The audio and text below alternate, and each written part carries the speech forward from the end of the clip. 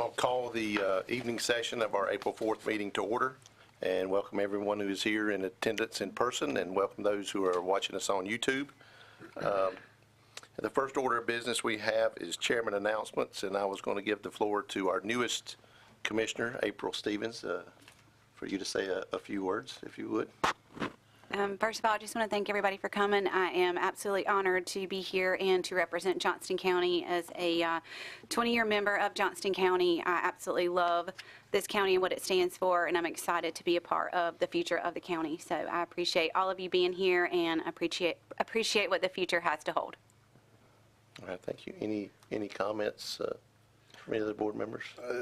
Just look forward to working with you. I think you bring a lot to the table, and we've got a great board of commissioners, and I think you bring a great perspective to this board, and we look forward to working with you and accomplishing great things for the citizens of Johnston County. Thank you very much. The group looks prettier now, but I think it looks smarter too. As I still say, the group photo has improved. Yeah, we want to say welcome, and we appreciate the opportunity for you to agree to serve. It is a sacrifice, as you know, and so we appreciate that. Thank you very much. And I would add to that I appreciate the enthusiasm you already bring, because you were voted in this morning, got sworn in, and chose to be at the evening meeting. So I think that speaks to the level of energy you'll bring to this board and all you do for Johnston County. So. And another veteran for this group. That's right, well. and another veteran that we've added to our grouroup. So. I told you I'd try to be efficient, so. and based on the swearing-in ceremony, we've already seen that in action. So, the other items up, case number 2206 was included on our public notice advertisement. It will not be heard tonight. The case will be heard at our May 2nd meeting at 6 o'clock. And also this morning we had votes on two appointments. First, the Airport Authority. And John Bullock, Ken Starling, and Tim Stevens were reappointed to the board. Edwin Allers Jr. was also appointed to the board. And then for the Beulah Fire Protection District Commission, Eleanor Johnston was appointed to that board. So with that, our first item up is approval of the agenda. I'll entertain a motion to approve the agenda. So move, Mr. Chairman. Second. Let me back up 1 second. I jumped ahead of myself. Yes. See, I told you we had cheat sheets for a reason. So with the approval of the board, we do need to have a motion to grant a waiver for. I move we grant Mr. Starling a waiver. Second. Second. All in favor of that motion, say aye. Aye. Motion carries. All right, now we'll go to the motion to approve the agenda. So move. All right, second. Second. All right, all in favor of approving the agenda, say aye. Aye. Motion carries. This is the public comment portion of the meeting. Any audience member who wishes to come forward and speak on any item that's not on the agenda, please come forward now, state your name and the general location of where you're from. You'll have 3 minutes to address the board. We would ask that you maintain the proper decorum, and we will not tolerate any personal attacks on the board or anyone else for that matter. So if you're here for a public comment, please come forward and state your name. Mr. Brooks. Yes, sir. Mr. Chairman, members of the board, my name is Jeff Brooks, 1169 St. Cloud Loop, Apex, but Town of Cary, but Chatham County. So with that complexity out of the way, would like to have the opportunity to address the board with respect to broadband. As I've been in front of you before in a coat and tie, a little more formal, because I didn't think I was going to be on TV tonight, so cowboy boots and jeans. But we've had discussions about broadband providers with respect to a great grant application for the state of North Carolina, which would support the expansion of broadband to the citizens in our county. Over the past 3 or 4 months, I've had discussions with a number of providers with the idea of working with providers to see if we could interest them in bringing more services into the county. As you will recall from a previous presentation, we talked about the advantage of having the incumbent providers, in this case Spectrum and Century, Lumen, Brightspeed, whatever their name is this week, come in and bring proposals to ask for your support to expand broadband. Over the past several weeks, we've had additional providers have come forth. My guess is that with the crush of time to get ready for the application for the great grant applications, these folks just couldn't bring information to us in time. That deadline has been extended by the Broadband Infrastructure Office. There's additional time, and 2 new providers have come up.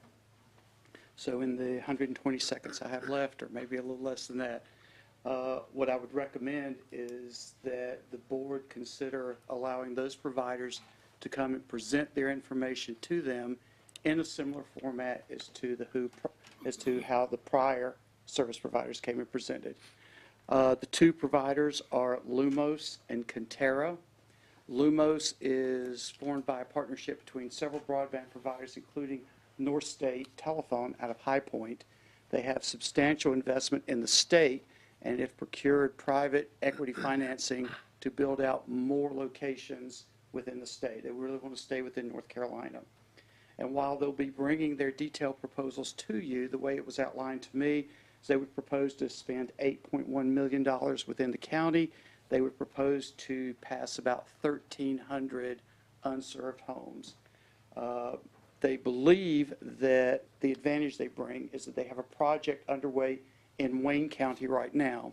They're building fiber to the Wayne County, Johnston County line, and they say that it would be fairly easy for them to bring that fiber on into the county and serve these homes. So when they come next week, they will, of course, if you so choose to see them, they will bring those maps and indicate those households to you. The other provider is Conterra. You may be familiar with that name. Conterra currently provides fiber-based services to the school system in the county. Heretofore, they have primarily focused on serving only the educational market. Over the past year or so, they've expanded into the business market. They had a waha moment, voila, woohoo, whatever it might be, to say, hey, maybe we should also be in the residential market. Their proposal will be about $16.4 million of investment in the county. They propose to build 163 new miles of fiber, and they will pass about 3,300 addresses, including some commercial addresses within the county.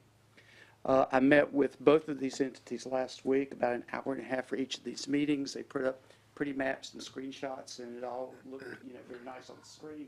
They're sending me detailed information that I'm going to review. I'll forward to Rick for him to take a look at. I've also had conversations with Jennifer as well to make sure that everything is done in a copacetic manner.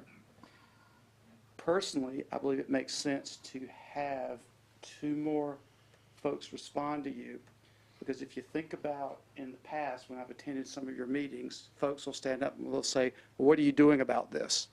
I think this gives you a clear opportunity to be able to say, we asked for a lot of people to come, we've got people that have come, and as your board, we certainly are expending the necessary efforts in terms of due diligence to see what might be available to us. And I think that's all I have, unless you have any questions for me. I think we're good. Yes, sir, Mr. Hester. You may recall, too, that last month the board, as Mr. Brooks said, entertained a couple of different groups. The board's decision was that you would do a local grant up to $1 million for the winning bidder. So just want to remind you of that last month. I think Mr. Brooks made some great points about looking at all the possibilities with an extended state deadline. Thank you. Mr. Chairman, I wanted to ask Jeff if these 2, are they looking at different areas than what the 2 previous companies came in, or could it be the same, or could it be different? They are looking at similar areas and different areas. There's an overlap, because if you look at the map, you look at those areas that are deemed as unserved or underserved, there's going to be some overlap between their grant applications. So with Lumos, because they're coming from the Wayne County side, there's some areas that aren't being addressed as much in the Spectrum and the CenturyLink proposals as Lumos is proposing. Conterra is a little different because they already have an existing fiber network that expands out to the school system. So consequently, they have a better opportunity from the maps I've seen to maybe cover some different holes.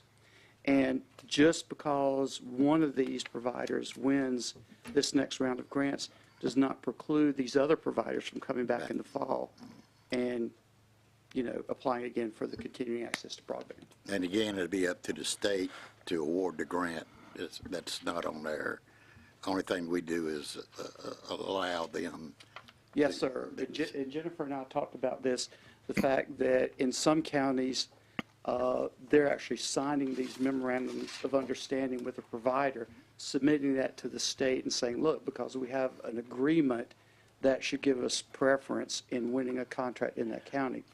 Jennifer's perspective was, you as the board have passed a resolution that provides substantial support to any winner, and so they can feel free to attach that resolution to their application. The state will realize that you're willing to support any provider and in a substantial manner.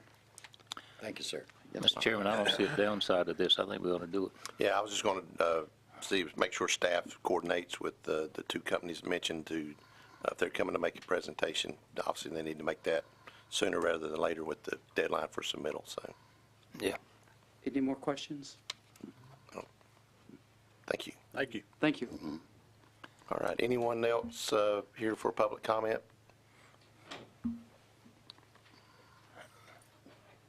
Mr. Mitchell? Good evening, Mr. Chairman, Mr. Vice Chairman, and rest of the board. I'm Darrell Mitchell, and I'm the chairman of the Johnston County Republican Party. And we were privileged to participate with you, three of your board members, in the interview process of Ms. April Stevens over here, along with three other candidates. And I just wanted to say that the process went well. It was we had four well-qualified candidates. We could have picked one out of a hat, and we could have had an excellent board member.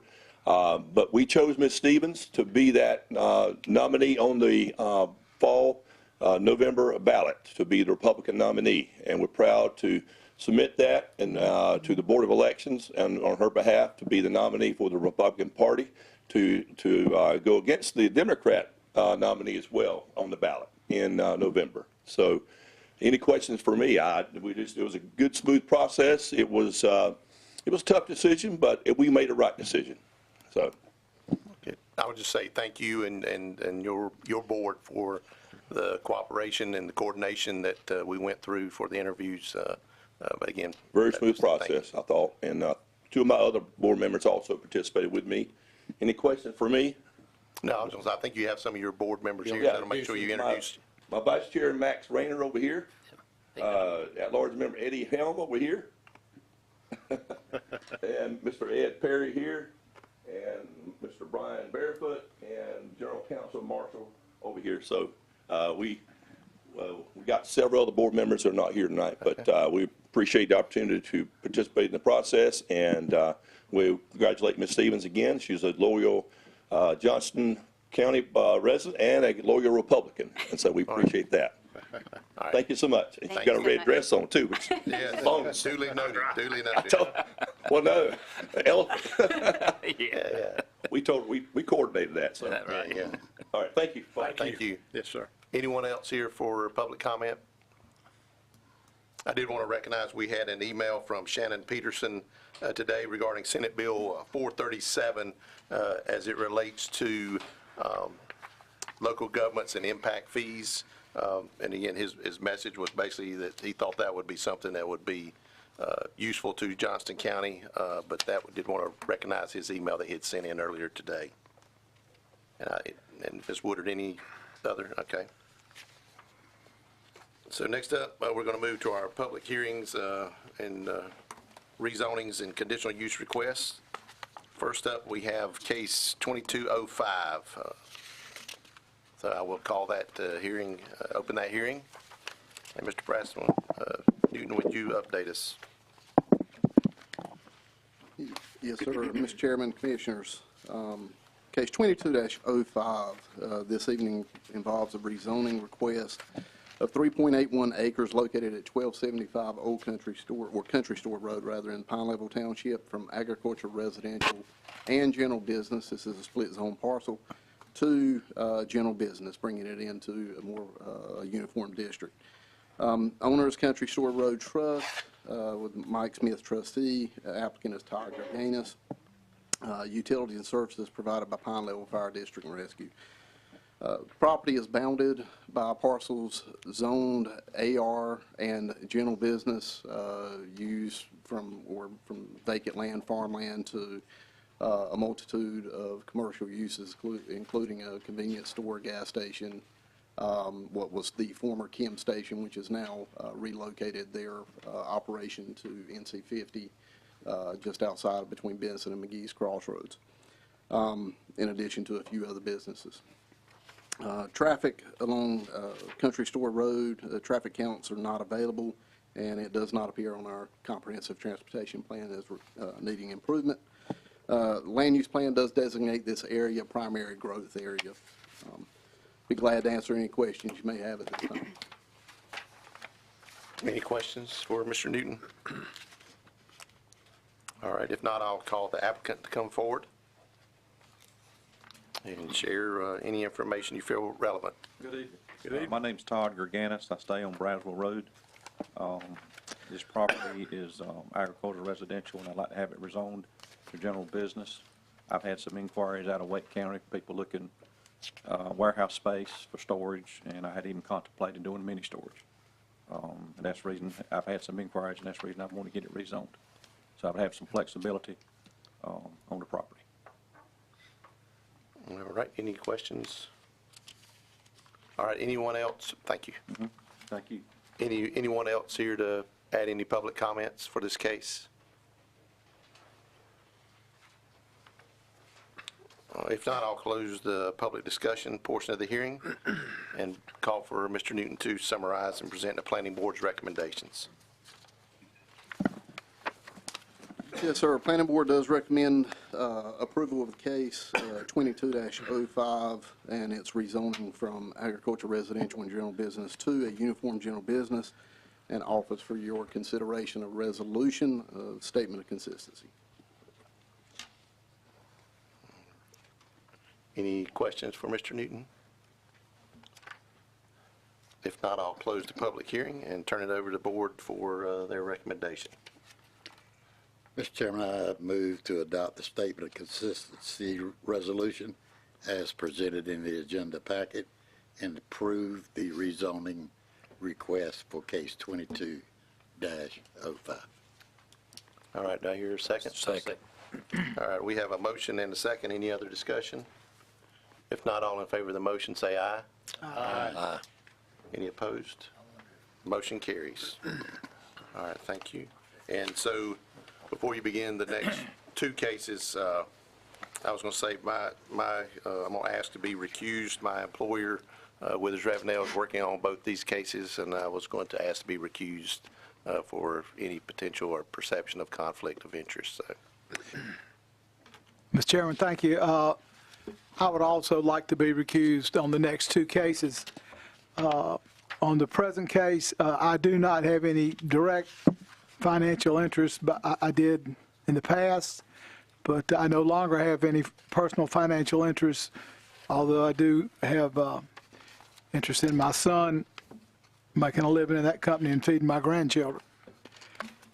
And the next case, which is involves Randy Edwards. Randy and I used to own that land in the past together, and I sold him my interest in that over a year ago, but I still feel like I need to recuse myself from voting on that issue. So I'd like to be recused from both of these issues. All right. So granting the request to recuse the chairman and Commissioner Smith, I need a motion to. I so move, Mr. Vice Chair. I'll second it. I have a motion and a second. Any discussion? All in favor, let it be known by saying aye. Aye. Any opposed? Gentlemen, thank you. Next door. This time I'll open the conditional zoning district hearing for case 2207, petition to rezone 26.87 acres located at 14,000 block of Raleigh Road in the Banner Township from agricultural residential to industrial to conditional zoning 12CZ. And I'll ask the planning director, Mr. Newton, to present the case. Yes, sir. Thank you, Mr. Vice Chair. Case 22-07 involves a rezoning request of 26.87 acres located in the 14,000 block of Raleigh Road in Banner Township from agriculture residential to industrial 2. Conditional zoning. Owner is Freddie Kinsey. Applicant is FSC 2 LLC. Conditional rezoning request is for an asphalt storage terminal. The utilities and services are provided in this area by Banner Fire District and Benson Rescue. Existing and surrounding land uses and zoning or AR, and also there are some additional properties in the area, primarily, well, due north across Raleigh Road and primarily to the, and also across the railway to the west, which are zoned Industrial 2, Special Use District, and Industrial 2, just a straight Industrial 2 zoning. These consist of 2 asphalt plants, one currently in operation, the other is under development. A third site, which is was approved some time ago for a 3rd asphalt plant, and then Martin Marietta Materials, which is a rock quarry. Traffic on Raleigh Road in this area is about 1,800 vehicles per day, and that is a 2018 count. Raleigh Road does appear on the comprehensive transportation plan as an existing minor thoroughfare and currently has adequate design capacity. This property is designated as primary growth area on our in our comprehensive plan. Be glad to answer any questions you may have at this time. I will note that you will see the applicant's proposed conditions for the rezoning. As in with a conditional zoning, the applicant has the opportunity to propose conditions that would hopefully mitigate or eliminate any impacts that their particular land use would create for the area. And there are 10 noted conditions there that have been proposed by the applicant. Okay. Can we display those conditions on the board, please? And at this time, we'll hear from the applicant. Hey, sir. Good evening. My name is Brent Wood. I'm actually with a company called Construction Partners, Inc., and we own FSC 2 LLC, which does business as Fred Smith Company. We are primarily, we own asphalt plants all throughout the southeast. We own 19 in North Carolina, including one under construction and one already operating in Johnston County. Liquid asphalt terminal is what we want to use this property for. Currently a liquid asphalt terminal. We will use the railroad tracks to be able to rail in liquid asphalt, which is used in the production of asphalt for our roads. And as you may or may not know, asphalt is the most recycled product in the country. So we want to bring it in. Essentially, we will use this at multiple of our asphalt plants. We will ship it from there. It is already getting shipped by liquid asphalt trucks currently. It's just somebody else is doing it. We will do it internally. We did have a PowerPoint that I'm not sure whether that, and I can run through some of that with you just to give you an idea. If you'll click to the, oh, yeah, that'd be great. So anyway, that you saw earlier the property, it's in red. We own the tract. Just have a little, there we go. It doesn't show up. Across the road is where we're currently building the asphalt plant now, and you see the quarry there, and then just on the other side of the railroad tracks, there's already other asphalt plants, one zoned, one that's actually a very large, nice-looking asphalt plant that I think is being operated by Wooten correctly currently. This is also another that's telling you where the other sites are, the Wooten plant, the quarry, and where our current plant is under construction. We also own an adjoining piece of property to this, a small 8-acre tract, and when they own another small, about a half-an-acre site across the street that's adjacent to the asphalt terminal. This is what the property looks like today. It's been used as primarily for cattle for many years. Mr. Kinsey, who owns the property, and we bought the other property from him, he has leased that out in the past. You'll see here we're close to the railroad tracks, which is critical for our delivery of that is how all of the liquid asphalt will come in, the terminal will come in. It is a heated product, so we will install about $10 million worth of facilities there in order to heat it so that we can then to transport it, which is also an important point too, because it's not overly dangerous. Once it cools, it's not going to go spilling out like gasoline or something like that, but we'll keep it heated, so if something were catastrophic, we have all types of things we put in to prevent that, but if it were to happen, then it is protected. You see the asphalt plant in that picture there that is owned by Wooten currently. So just as was said earlier, this is compatible with the uses around, not only our use, but the uses of Martin Marietta and Barnhill and Wooten, two of our competitors. We're putting about a $10 million investment in this property. And we have, in North Carolina alone, we have about 1,300 employees. I don't know the exact number of Johnston County residents, but I would assume at this point we're probably 150 or 200 Johnston County residents that actually work for our North Carolina operation. You'll see as well, too, consistent with what the planning board said, that it's a lot of our current industrial use zone property around us. This site where we are proposing to build. The other land is largely unused at this time. It's wooded to our, I think that is east or south, and then also on the other side of our property as well. I told you earlier that basically this liquid asphalt, it's a byproduct of it's an oil-based product. It's the bottom of the barrel is the way I would describe it, that's used to hold your asphalt roads together. It's the black liquid that holds it all together. And as I said earlier, we have a plant under construction, and we have experts that have designed this for us. We have engineers, in addition to the experts with Withers and Ravenel who are here tonight, who is the site work, and our attorney, Aaron Catlett. We'll bring it in by rail, and then everything is stored above ground after that point with walls to help protect it from the anything occurring. Again, this is just another view of the property itself. It's about 26 acres. Our plant will be you'll see the lines of the water. It's a little stream in there. We'll be totally on one side of that. We don't need that back parcel, even though we're buying it. And this is a little bit of what it will look like. If you can see if this little pointer here will show. No, it doesn't show up. But you can see the round circles. Those are essentially the big bulk terminals where it will be stored. You have seen these before and maybe or maybe not recognized it, but we'll come in by truck. We'll have rail access that brings in the liquid asphalt. We put it in the terminal, heated, leave it there until it's used.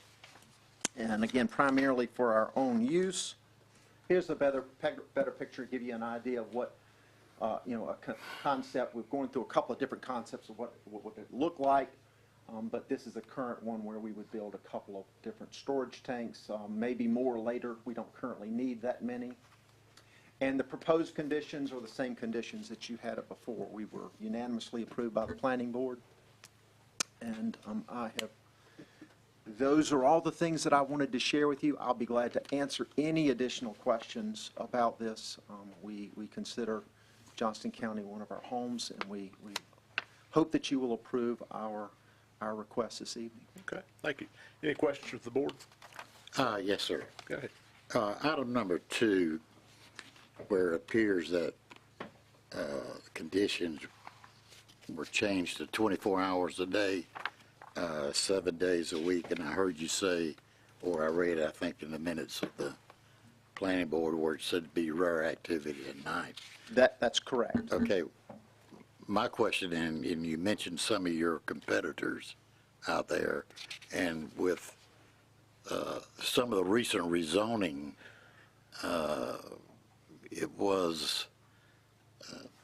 there was concern about running 24 hours a day. So if you only do it rarely, why would you want? Well, the way that happened at the planning board is that they actually recommended that we do that because we may occasionally run some at night. You're looking at a dozen trips in and out of there in a day, 8 to 10 times that a truck is coming in. And then you have the rail coming in. They may need to load at early morning hours in order to get the liquid asphalt to our different plants.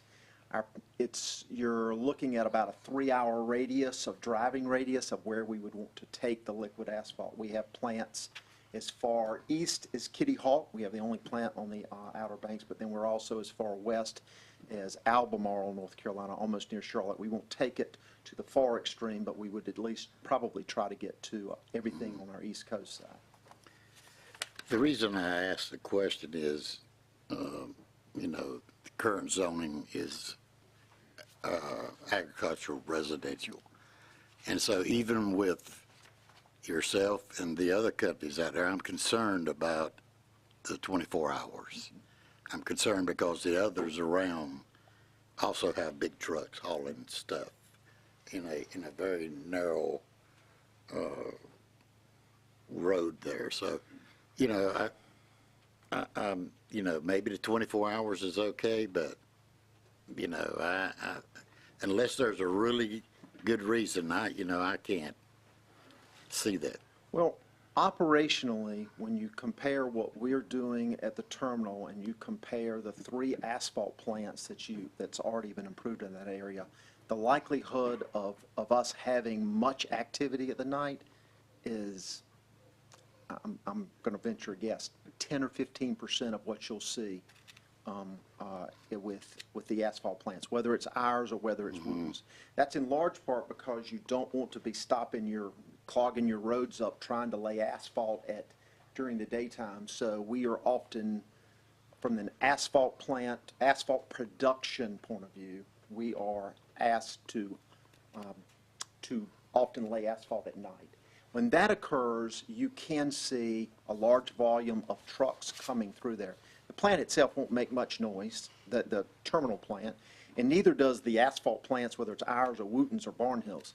Trucks, I'm not going to dishonestly say, trucks do make noise. We do our best to regulate them to keep them from doing those things that make noise, bang the gates and things like that. So we do what we can. We have our own internal trucks, but if it's a third-party truck, it's a little harder to do that. We'll tell them that. So I understand your concern. What we don't want to do is be dishonest about saying this and exactly when a rail is going to come in and we're going to need to unload. We may need a couple of employees there at night to be able to do that. Mr. Chairman, I have a question. When the heated asphalt is loaded onto the dump trucks for delivery to a paving site, as a rule of thumb, how long can it stay in that truck before it needs to be spread? When we're producing asphalt, because this is a terminal, this is nothing but the liquid. Okay. And that's heated. They won't leave that terminal to go to a paving site, is that right? It will not leave that terminal. From the asphalt plant across the street and from Wooten's asphalt plant that is a couple of 500 yards up the road, yes, it will leave from there. That is also hot as well, and that is about, just call it an hour. Anywhere within an hour, they can do it depending upon the time of year. That's why you'll see asphalt plants are scattered in patterns, especially with somebody like us or Wooten or Barnhill. All of us own a lot of plants in North Carolina, 15 to 20 asphalt plants each. Okay. Mr. Chairman, Yes, sir. how close in the area is a residence? How far away from any residence are you? It's not very far. I There's don't nothing believe, right here. oh, that's, Like, I've got, yeah, I'm sorry, I'm going back to you. Can you go back to my presentation? You may have I didn't see any in the pictures. I was No, wondering. there's not any. but there's no major residential right there. Okay. I don't believe that there's, on the Raleigh Road between the railroad tracks, you see where the white Right. one, there's nothing along Raleigh Road with any residents. Excuse me, I don't want to miss, there is one resident.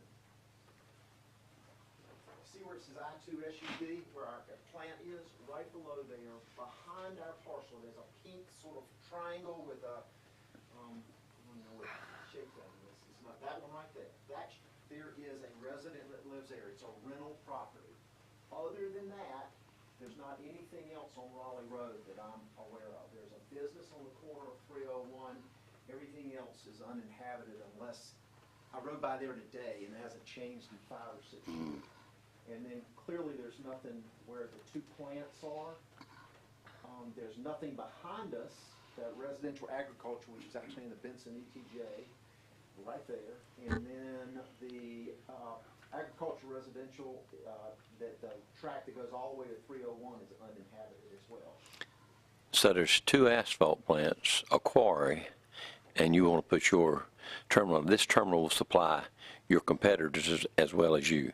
Will y'all be selling Wooten liquid asphalt?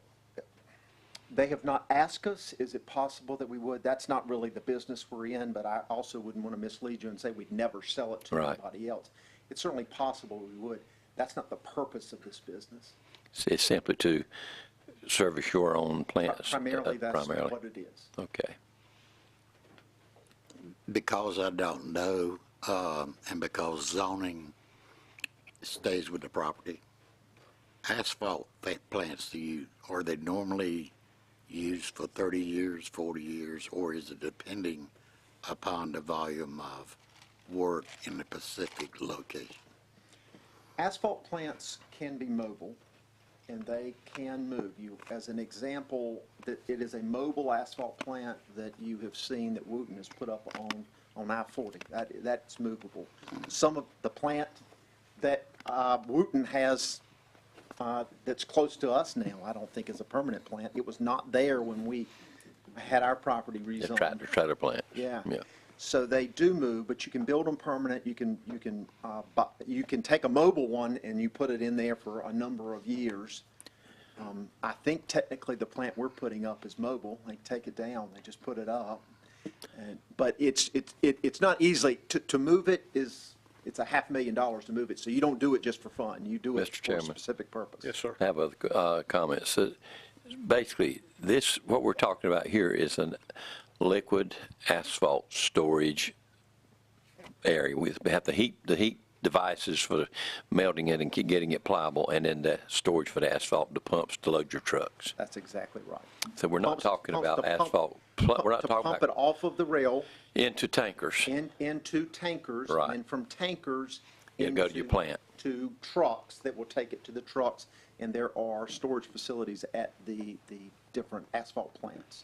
There, they make the asphalt, produce the asphalt, mixing liquid asphalt and recycled asphalt and rock or sand, and then taking it to a job. Any other questions for the applicant? Thank you, sir. Okay, thank you. This is a public discussion. Anyone would like to speak for or against this project, please come forth and state your name for the record. Seeing no one, I'll close the public discussion. Are you familiar with the conditions that have been placed upon this? Yes, sir. And you're in agreement with those? Absolutely. Okay, all right. Any other questions or comments from the board? I asked if you would summarize the request. Yes, sir. As it relates to case 22-07, Planning Board does recommend approval with the conditions as presented and noted with the modification to Condition 2 for a 24-hour, 7-day-a-week operation, and does offer for your consideration a statement of consistency. All right. Any questions for the planning director? Did I hear him state correctly that the planning board added the 24 hours? They approved that, yes, sir. They approved it? Yes, sir. They did. They It was a recommended approval. request of the applicant, Yes, sir. right? But they approved the recommendation, sorry. Any other questions or comments? What's the wishes of the board? Mr. Chairman, I move to adopt the statement of consistency resolution as presented in the agenda packet and approve the rezoning request with the conditions as discussed with the modification of condition number 2 for case number, is it 2207? Yes. Yes. We have a motion on the floor and a second. Any further discussion? All in favor, let it be known by saying aye. Aye. Any opposed? Motion carries. Congratulations, sir.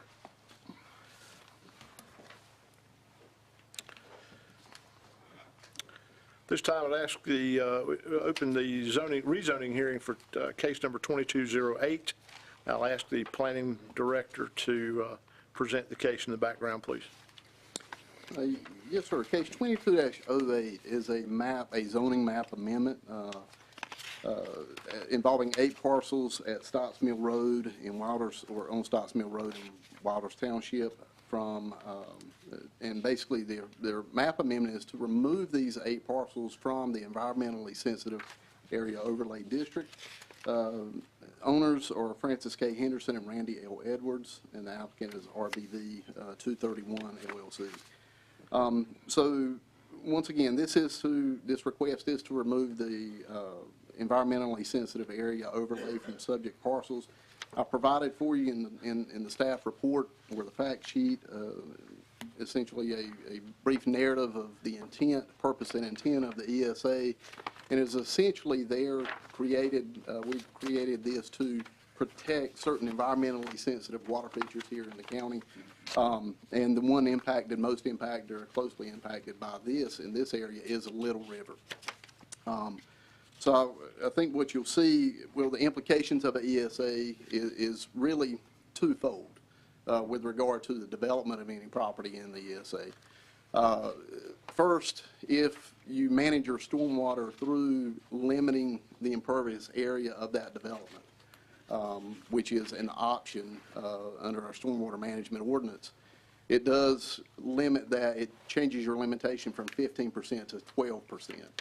In addition, your lot area or the lot size area is decreased from 30,000 square feet, or really increased, so you've got to have a larger lot, from 30,000 square feet to 40,000 square feet. So this could be a gross, gross impact of the lot count by roughly about 25%, and that's rough numbers. That can vary as well, depending on several factors. But that is essentially what this map amendment request is for by the applicant. I'd be glad to answer any questions you might have. Okay. Any questions for the planning director? Mr. Chairman. Yes, sir. You're saying that if this is approved, the developer can increase his density because of the map area, right? Yes, sir. And this map area is something that we made internally when we did this designation of an environmentally sensitive area? So without having the knowledge of history and all we could derive from the files that we have from when the ESA was created, it seems apparent to us as staff that the boundary was a little more arbitrary, if you want to call it that. It did not really follow the topographic features of the properties in the area and hold true to that drainage basin associated with Little Creek. Yeah, I was at that planning meeting. That's why I asked that question, because it appears that the people that testified there at that meeting or spoke on behalf, that said that this appeared to have been an error because this watershed did not drain to the environmentally sensitive area like they thought before. It went in an entirely different direction. So basically, an unintentional error when the map was created that put this property in an environmentally sensitive area that it possibly or very likely is not in, right? That's correct. Okay. And we are looking to, so we have several different areas of ESA within the county. And we are checking out all of those as for accuracy. Obviously, we want it to be as accurate as possible. If you compare our boundary as it currently exists to the maps, the state maps with the Basin Planning branch of Department of Environmental Quality, you'll see there's quite a bit of difference in that boundary. Any further questions for the planning director? I do, Mr. Chairman. Yes, sir. Are there any planned, drawings or anything of any subdivisions that have been laid out for this property under the existing rules with environmentally sensitive rules? We have a development that has been submitted, and it was originally submitted with 30,000 square foot lots instead of 40,000 square foot lots. So we've put that we've classified that as pending until such time this is rectified or resolved. Right.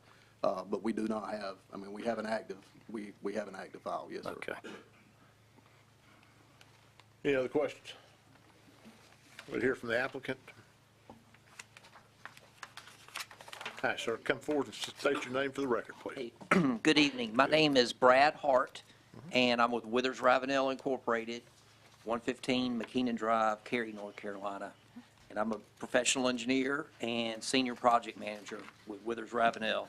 Much like Mr. Newton summarized, really the nature of the zoning amendment that we're requesting is really just to clarify that these particular projects and the specific parcels listed are the parcels that represent the proposed subdivisions that we had submitted back in November.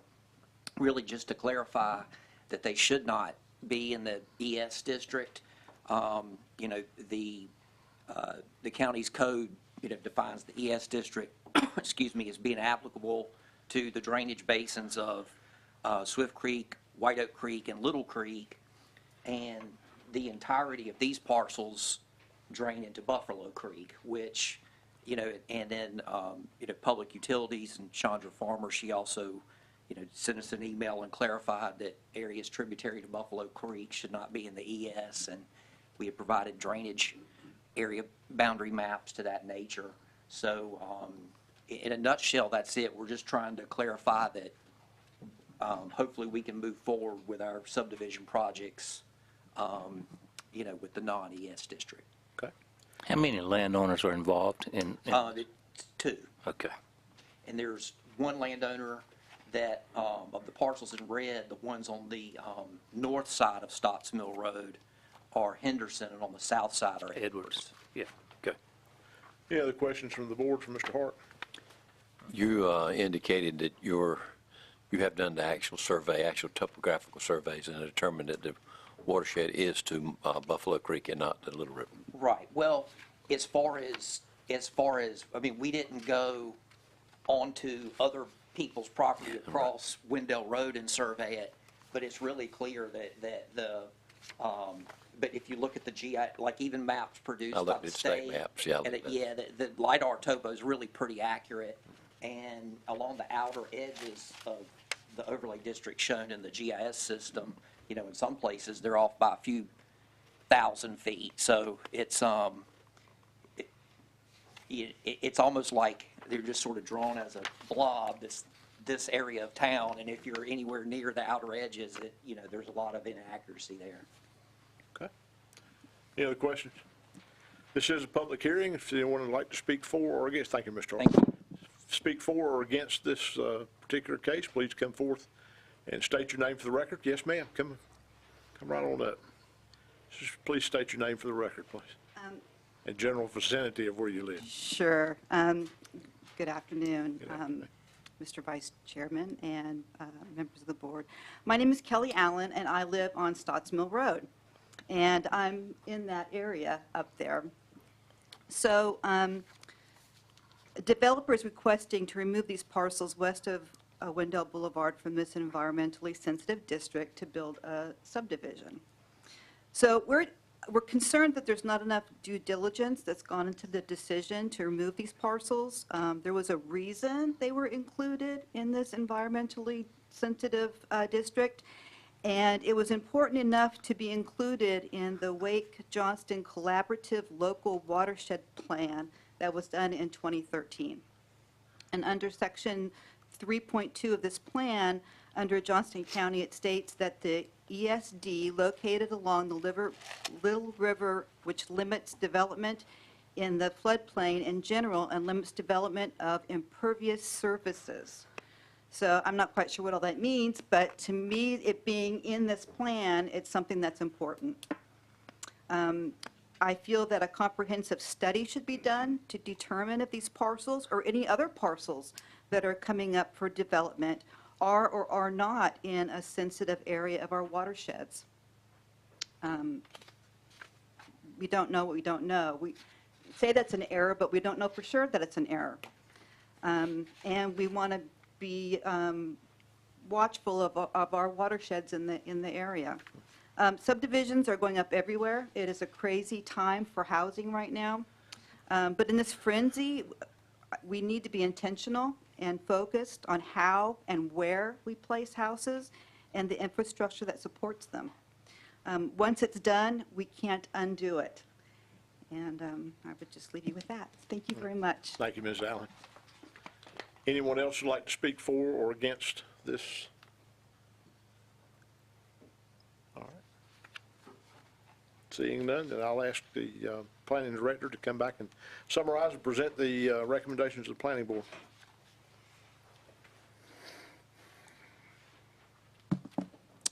Yes, sir. As it relates to case number 22-08 and the zoning map amendment as presented, Planning Board does recommend approval and offers for your consideration a resolution to adopt a statement of consistency. Any questions from the board for the planning director? I do, Mr. Chairman. Yes, sir. Raston, you heard the young lady comment about, you had spoken and the engineer had spoken that it was an obvious mistake, that it shouldn't have been there to start with. Can you address that as far as the extent of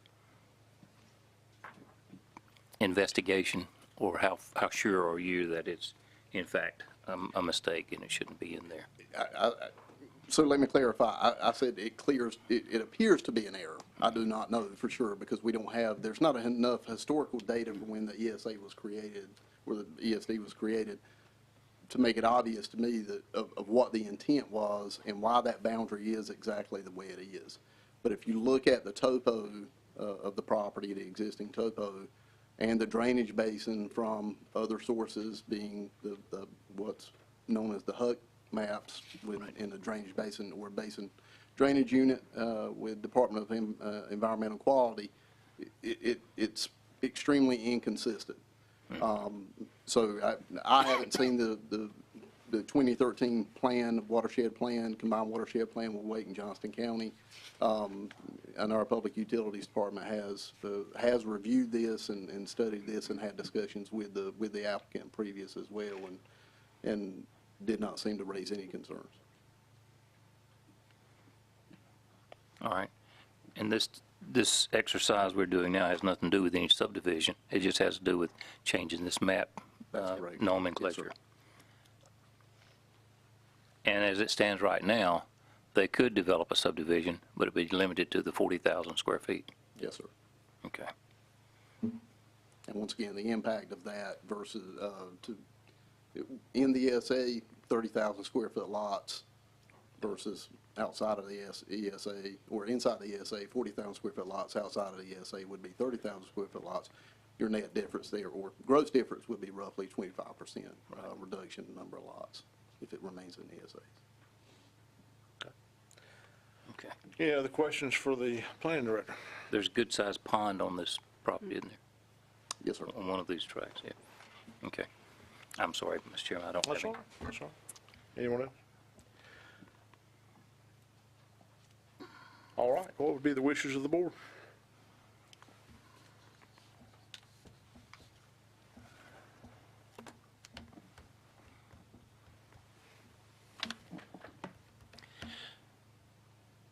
Mr. Chairman, Yes, sir. I make a motion that we approve a straight rezoning request, no conditions attached, to correct the error on zoning case 2208. In other words, to remove them from the environmentally sensitive district. I second. All right, so we have a motion and a second on the floor. Any further discussion? Mr. Vice Chairman, I have a hard time dealing with could be and can be, and but I heard my resident engineer over there in the corner, he asked the question, and evidently he was satisfied with it because he made the motion. So.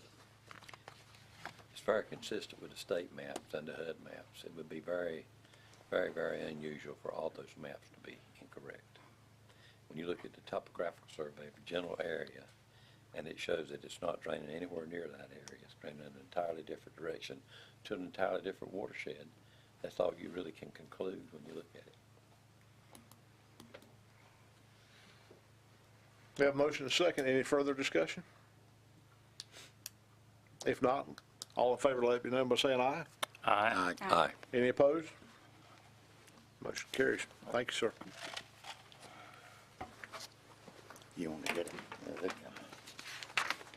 Oh, God, y'all come back. I thought y'all. Good job, Mr. Vice Chairman. Thank you, sir. Mr. Chairman, it's all yours. All right, thank you, sir. Next up on the agenda is the planning activity report and comprehensive land use plan update. Planning Director Braxton Newton will do both of those for us. Yes, sir. I'll be extremely brief. So we did complete in the month of March. We did complete our public forum, and we actually broke that into 2 separate public forums on consecutive days. And so that's the information, the responses we received back from the residents and participants of those public forums is now being compiled, and that is being incorporated into the analysis done by our consultant. Our next step, we are convening the steering committee on April the 20th. That is a Wednesday, and that will be in the evening from 6 p.m. to 8 p.m. And that will be at the Johnston County Ag Center in the auditorium. And that's the only update I have for you with regard to the land use plan this evening. Okay. Mr. Chairman, Yes, sir. I would like to thank personally Braxton for his time and efforts. He puts a lot of time in working on this land use plan. I've seen it a lot of times above and beyond, and I think he deserves our honest and congratulations for helping us, and attaboy on the back, what that'll do to him when it comes to payroll time, but at least you know we appreciate it. I appreciate that that's the job. You good preaching on the Midland now. And it's not me. It's staff and the consultant. The consultant's bearing a large, the largest load there. So but I will pass that along to him. All right. And was the activity report, is it? Your activity report is, things are extremely busy. Let's just say. So we're not seeing, with regard to, we look at the development activity in terms of proposed development and then that development that actually hits ground or constructed and really placed in service. We're seeing those numbers remain somewhat consistent with previous years. Part of that is not, and I'm going to say that in consistent years within the last 3 years. If you just keep in mind, in 2020 there was a change in our density, the way we look at density within the county related to residential development. So that has had some impact in terms of your overall net development of new lots created, residential lots created.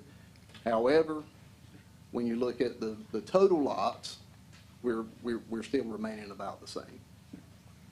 So it's extremely busy. One thing we have seen quite a bit of uptick in is our commercial and industrial development within the county. That is good news. That is that's job creation, and it is an economic engine in and of itself. So that is extremely encouraging. Braxton, do you have available, or can GIS give us a map of the county where approved subdivisions are now? Yes, sir. I think it's very, very important as we move down for decisions we got to make about other things that we understand where those locations are. What we can do for you is we can provide you with developments that are not only approved, so they're obviously going to be various stages. You'll have approved, you'll have those that are under construction, and then those that are completed and maybe not necessarily built out. But so that's an active lot. We consider it no longer an active lot until it's actually built out. But we can certainly provide that. Yeah, I'm just want to know where people are going to go as we make future plans, what kind of impacts it's going to have. Absolutely, we'll make sure that happens. Any other questions for Mr. Newton? If not, thank you, Bryson. Thank you. Next up, we have manager comments. Thank you, sir. I would just like to just say congratulations to Commissioner Stevens. We look forward to working with you. Thank you so much. Thank you. All right. Thank you for that brief comment. Next up, we have board reports and comments. Are there any of those tonight? Yes, sir.